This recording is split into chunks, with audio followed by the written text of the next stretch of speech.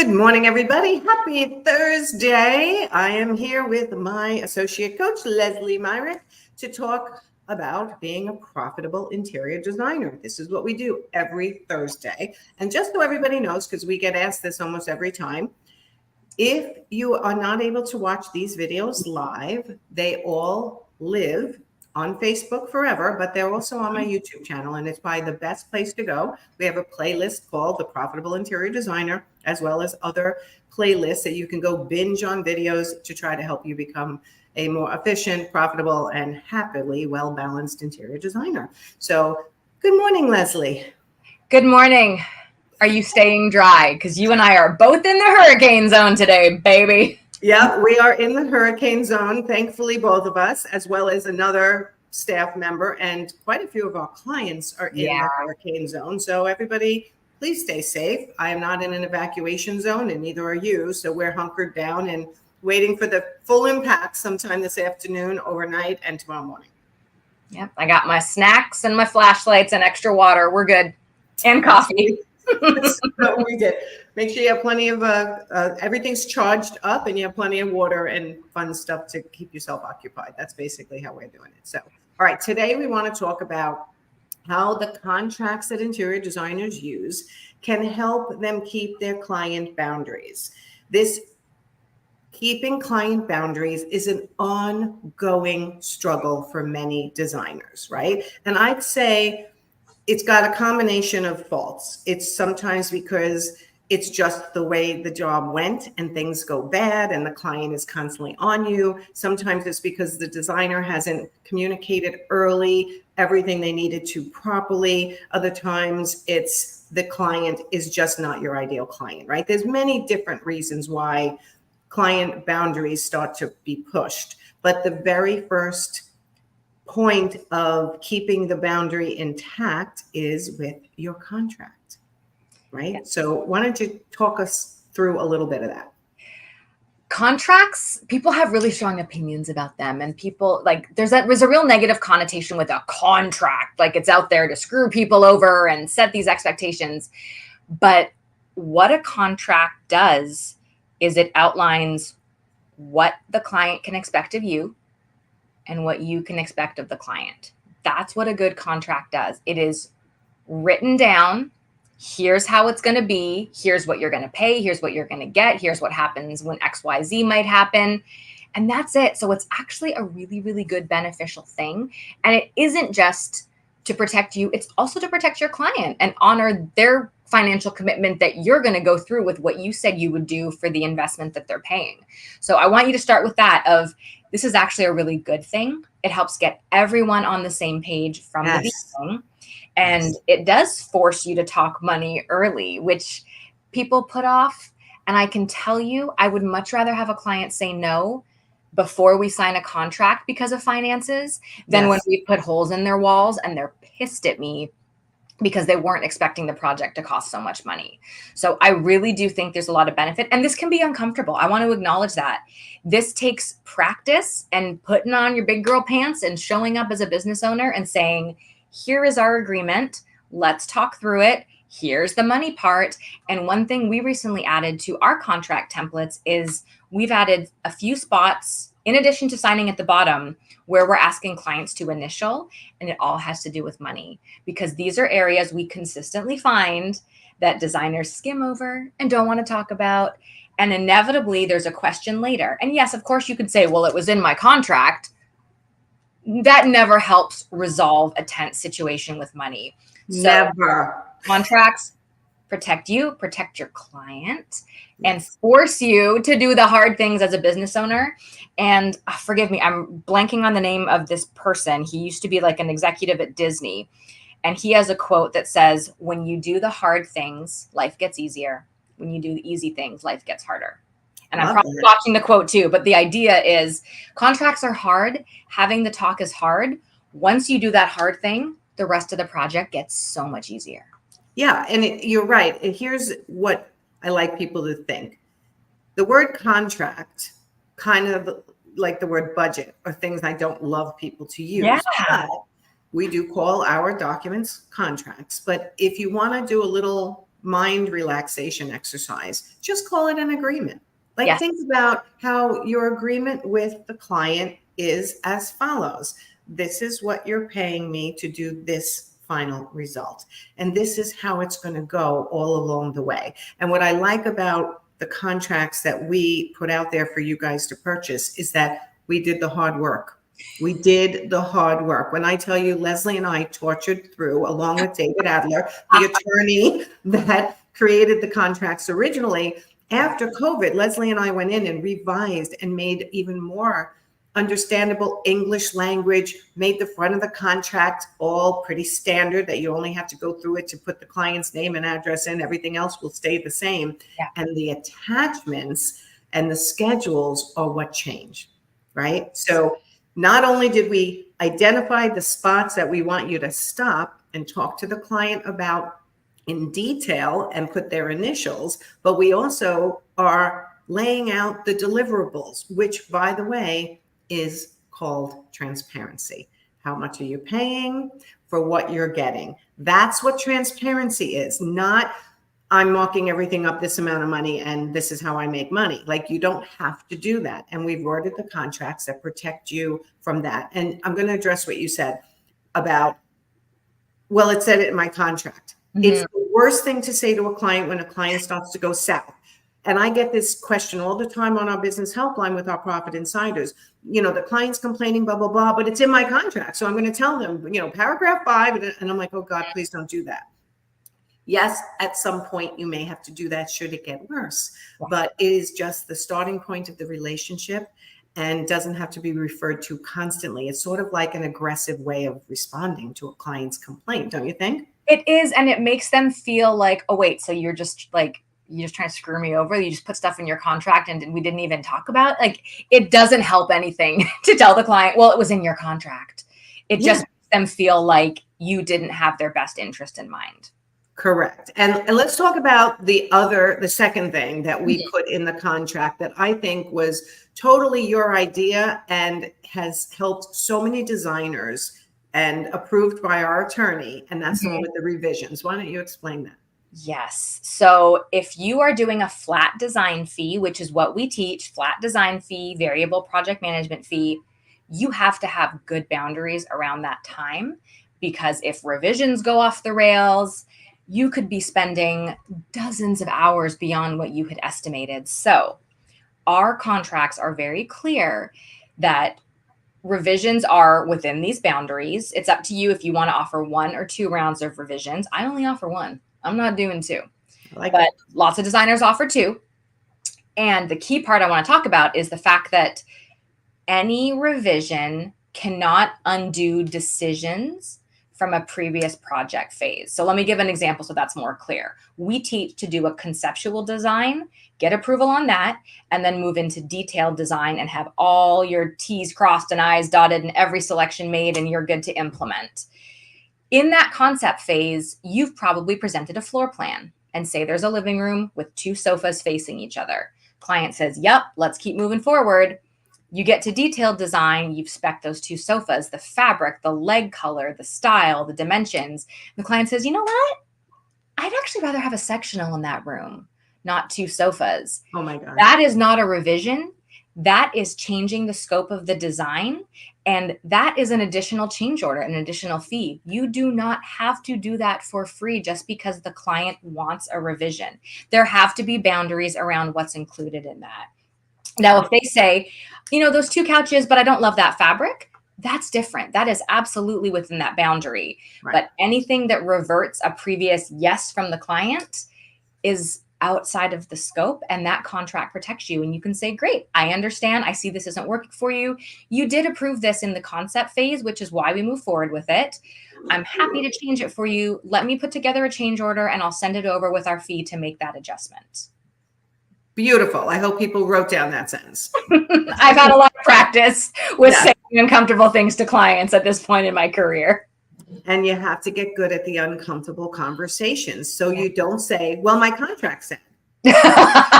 No. Okay. So we are here talking about contracts and how it helps protect you and keep your boundaries. But really how it does it is laying out what the client can expect and what you are expecting from the client Yeah. throughout the process. But we don't want to use the sentence, well, refer back to my contract and you'll see.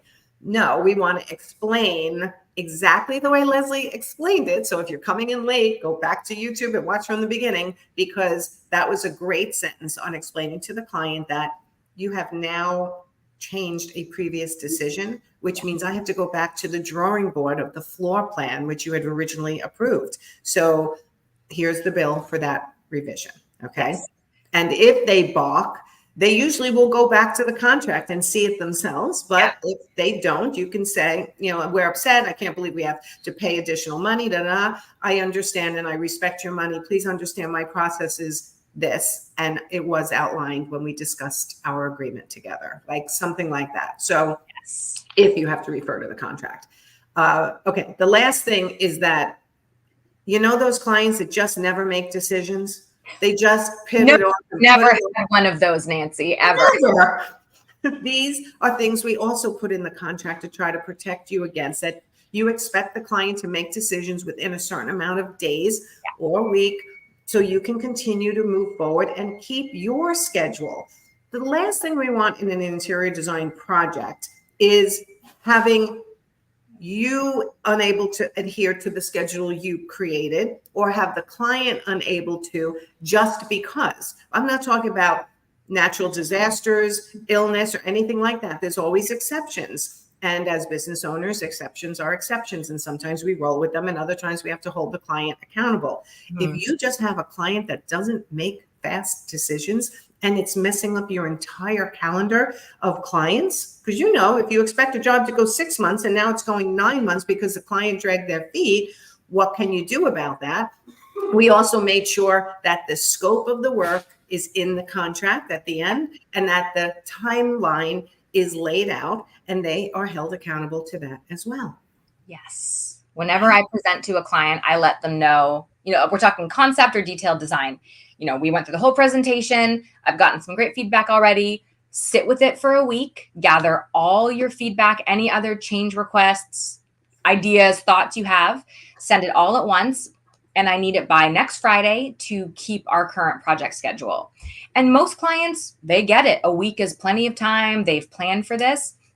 If they can't meet that deadline, then I have to say, like, you know, if it's Friday and I haven't heard from them, just want to let you know, we need your feedback by end of day today. Otherwise, our next meeting will need to be pushed out to accommodate the extra time. Yeah. I'm not going to kill myself trying to honor my timeline if they're not playing along, if they're not holding up their end of the bargain. Exactly. And again, this is in your contract. It's in my contract, but we talked about this. You have a week for feedback and input. If it takes longer, that will affect the rest of our project schedule. And this isn't like, I'm so sorry, this is such bad news. It's just, okay, here's what's happening now. Just keeping you in the loop. If we get the feedback today, we're still on track. If we don't hear from you till next week, we will have to push your meeting out accordingly. With no emotion. See how Lesley just said that? No emotion. It's not like, oh my God, it's messing up my schedule. It's to the client. It's just matter of fact, business-like, professional. And it now has to adhere to your schedule as the designer, because they blew their time frame. So the time frame can be readjusted. So all these things that help you keep the client adhering to your boundaries of whatever you've decided for your company, for your life. It's you're the CEO. So you get to make these decisions, and the clients you work with come into your system and adhere to it. Otherwise, they are not your ideal client. Correct? So we're always trying to get our ideal client, but having an ideal contract that matches the exact service model you're delivering to the client is really the first step to setting up a really healthy relationship with that client and making sure that your boundaries and their boundaries are discussed in the beginning. Yes. And I think we all have an instinct as designers. We're people pleasers. Our job is to serve. Yes. And it's counterintuitive, but I have found accommodating clients, bending my boundaries, making exceptions leads to them respecting me less than if I hold my ground as a professional who is running a business, who has other projects, who is organized and has a process. Yes. Clients are usually they receive it very well when you explain that there's a deadline. You're not just wishy-washy, like, okay, get back to me when you can. Then we'll go from there. You're like, no, I've scheduled this out. You knew when this deadline was coming. Yes. So it's scary to do it because our thought is they're going to hate me. They're going to be mad at me. They're going to push back. They're not going to want to work with me. Yeah. They are also professionals. The people that can hire interior designers are either independently wealthy from trust funds, and that's a whole nother ballgame, or they're probably hardworking professionals who also have to hold a lot of boundaries in their lives and careers.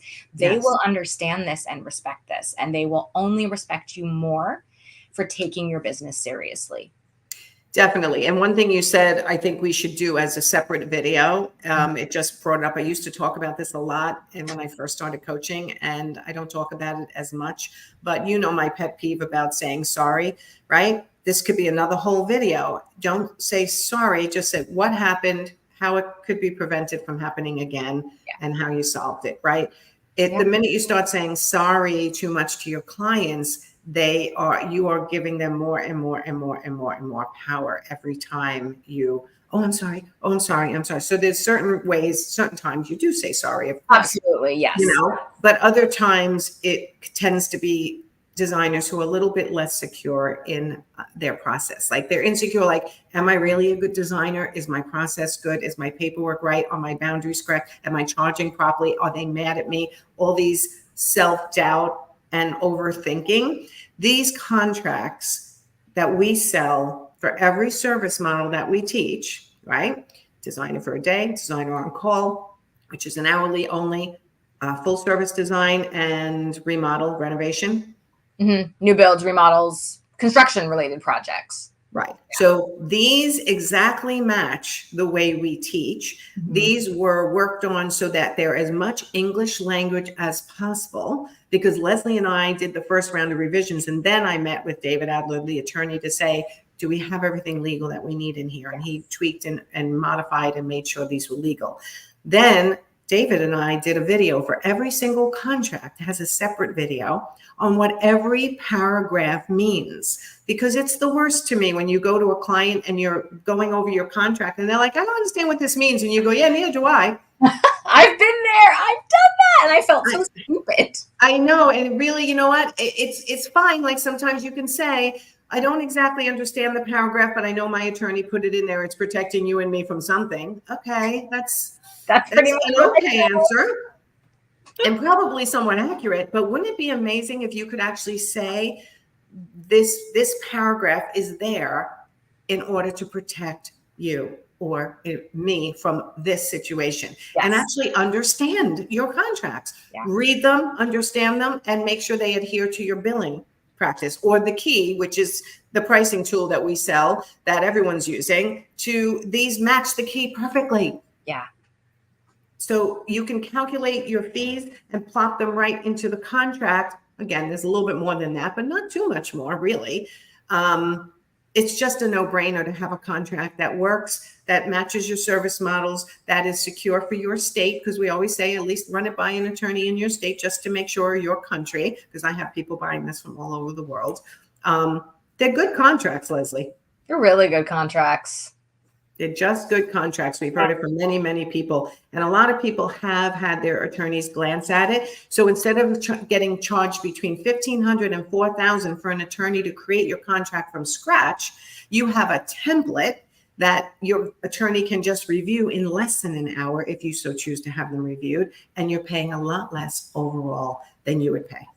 Yep. And you still have that peace of mind for a lot less. And we've had plenty of attorneys look at it and say, no, it's good as is. But of course, it does depend. Your city, state, province, country, do have them looked at. There's no one size fits all, but this is about as close as it gets. I think so. I know. I mean, Wendy Wallace-Chuck has been using our contracts for years, and she had it reviewed. She's in Massachusetts by her attorney, and they said no changes. And then I think she had it reviewed again. They added one little thing for Massachusetts. So it's just easy. So, all right. So to keep your clients to your boundaries, make sure you have a great contract / agreement, whatever you want to call it.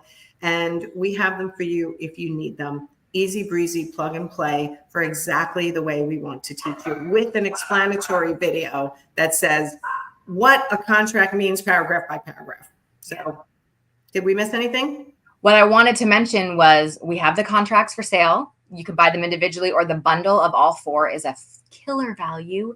And there's a special bonus right now that when you add the key, the pricing tool, to your cart, you'll save $100. That's a slam dunk to get your pricing and your contracts and get all those money talks buttoned up early and move on with the fun stuff when design. It's literally the first lesson in all of our groups, right? The money, the contracts, the how to charge, and the key. Just since you mentioned it, the key also comes with a pricing training video that it's not just a pricing tool. It actually teaches you how to price and teaches you how to use the tool to make your pricing, from thinking about it to putting it in the contract, super simple, or as simple as possible, I should say. I don't think it's ever simple. No, there's you gotta look at this pretty carefully with a fine tooth comb, but we've made it as simple as possible. Simple as possible, and saving a ton of time from what people were doing in the past. So, all right, everyone, if you are struggling with boundaries with your clients, probably because your contract is either not covering you fully as a business, or you're avoiding going through the difficult parts of the contract, or your contract doesn't match the service models you're actually selling and you're just hoping not to get caught, please don't do that anymore. I can't tell you how many times I say, well, what did your contract say? And they're like, I'm not even sure it's an old contract, and I'm not even sure it matches what I sell today. And I'm like, oh God, no, don't do that. Someone is asking, so is the contract available on your website? Yes, and there is also a link in the description of these lives that there's a link directly to the contract. So yes, you can purchase from nancyganzelkofer.com as well, or just look in the description of these lives wherever you're watching from, and you should see a link to be able to purchase the contract. So thank you for that question. So, all right, Lesley, we will see everyone next Thursday for this broadcast. If you guys are interested in any specific topics, things that you're struggling with, make a comment underneath this on YouTube or on Facebook and tag Lesley or I, and we can talk a little bit about what you're struggling with directly. We know what you're struggling with, but you never know if we're missing something and you want something to be talked about. So, all right. So we're going to say goodbye and keep waiting for the storm to hit. Yes. Stay dry. Have a good week. Stay dry, stay safe, everyone. Lesley and I are both in hurricane territory, but not in evacuation zones. So we'll watch our Instagrams. Go follow us on Instagram and keep up on the events of the day. So, all right, we'll see you next time. Thanks, everyone. Bye.